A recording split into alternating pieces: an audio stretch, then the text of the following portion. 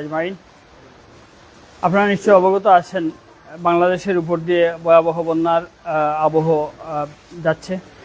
বিশেষ করে ফেনী, কুমিল্লা সহ বিভিন্ন জায়গায় মানুষ বন্যার কারণে খুবই ক্ষতিগ্রস্ত অবস্থায় আছে।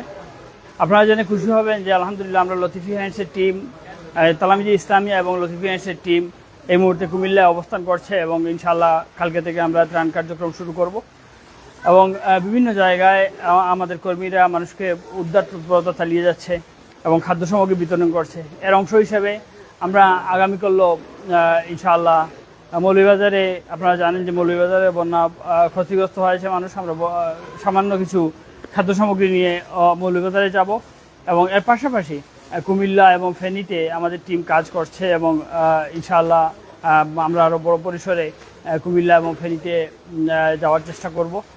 আমি সবাই